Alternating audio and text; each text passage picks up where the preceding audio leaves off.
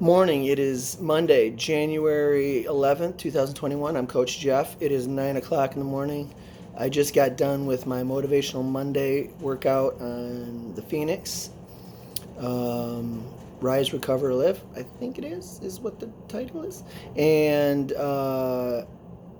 yeah, it's just so I'm doing my weekly check-in, and I think what I'm going to do now is to set myself up for success. Is I'm going to do my motivational Mondays, which I 5 minutes of burpees or exercise. I chose burpees again, and I did a lot, which was awesome. I did 68 burpees in 5 minutes, so that's my personal best for sure.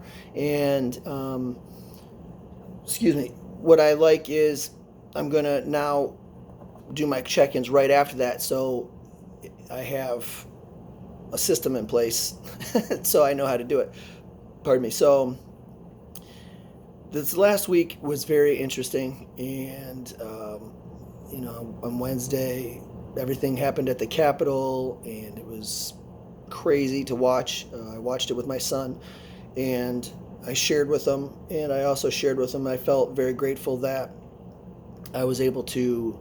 I felt less alone because I was able to be around him, not because of we weren't necessarily saying all the stuff that we're right and everybody's wrong.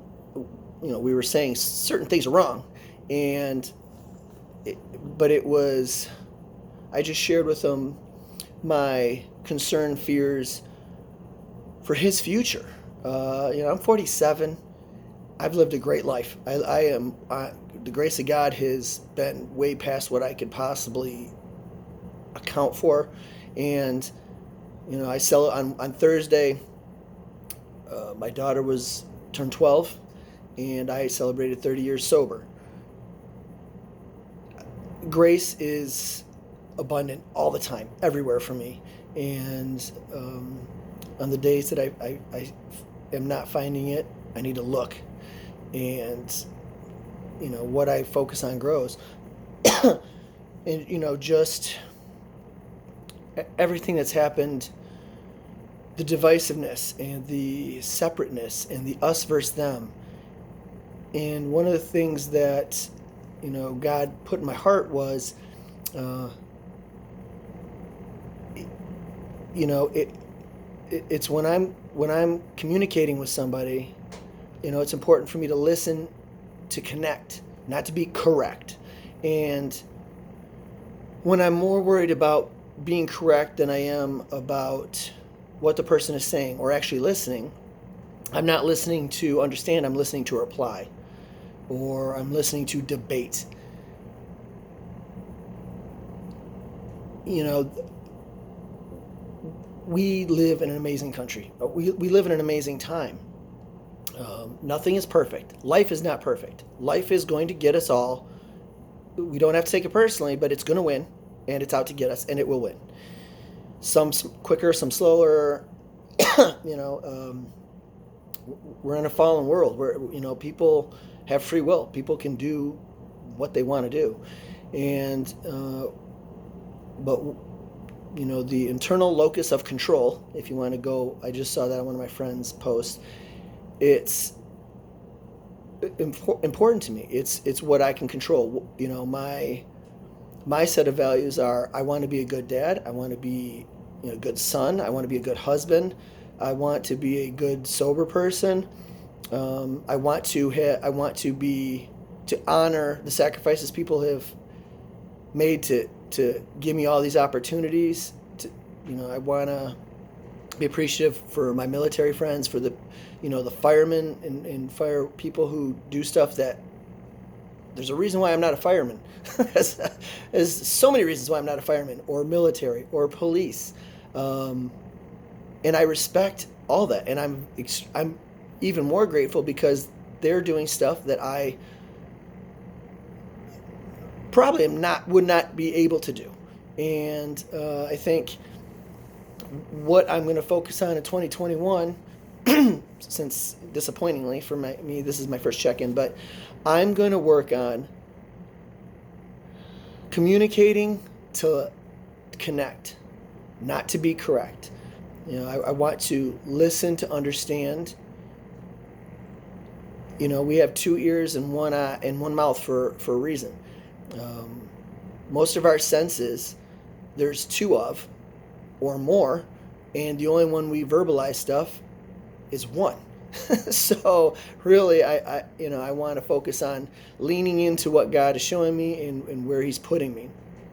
And I'm going to reach back out to more people and do some more connection interviews and really try to, just convey why that connection was important to me.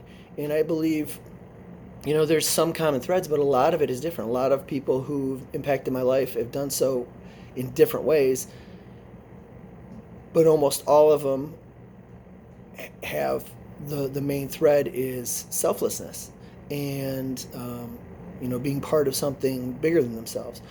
So there's going to be a lot of news. I'm going to work on, I still use social media to remember people's birthdays and somewhat as a calendar. I would encourage people to do that. I love memes. I saw one of my friends posted a meme of their puppy with their head on the counter with a baby chicken. Just staring at the baby chicken saying, is that food or is that a friend or what is that?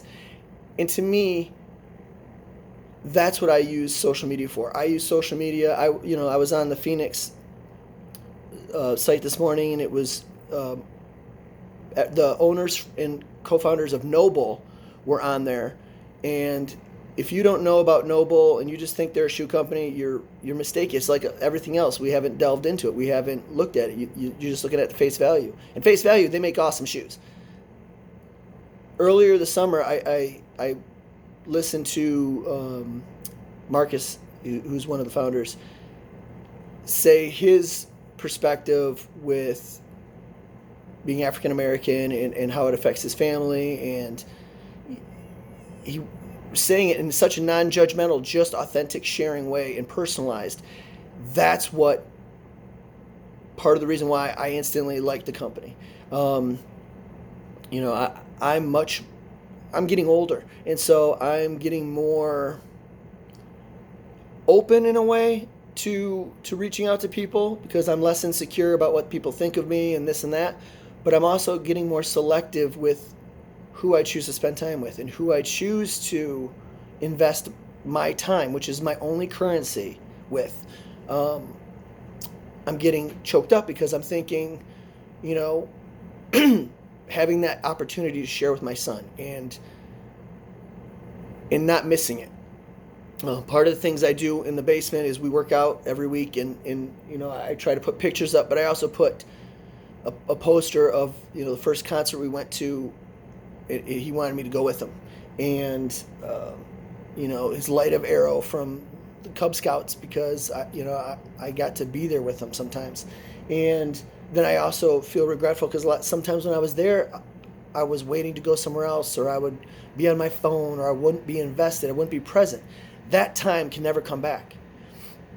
I spent my sobriety date sharing it with my daughter, which is such an amazing gift. And I overheard her telling her friends, we're not going to do anything on my birthday because, it's a Thursday, but we're not going to do anything on my birthday because it's my dad's sobriety date and he's 30 years sober. And her friends, 11 and 12-year-olds, were like, wow, that's cool. Yes, it feels nice to be cool because let's be honest, I'm 47, I'm 5'5", and this is me. I'm not getting a whole lot better. But for her to be proud of me and her to share that, and my son to come in this morning, when the alarm went off and come in and snuggle with me. And, I had an attitude with him yesterday because I listened. I didn't even listen. I was paying attention to be correct. And I said something, and his response reminded me of how I responded to him years ago. And I immediately when I fact-checked myself. I fact-checked myself. As soon as I was wrong, I went upstairs and I said, here's exactly what happened. I'm sorry, I was wrong, you were right, this is why I think I did what I did. And not to get political, but I believe if people did that more often, we'd be way more connected than we are separate. Um, and that's my hope. That's my hope this week, is that people really look inside and take accountability and internal locus of control, what they can control. And if you don't think you can control anything, or if you think, your voice is not that big, I love the Dalai Lama.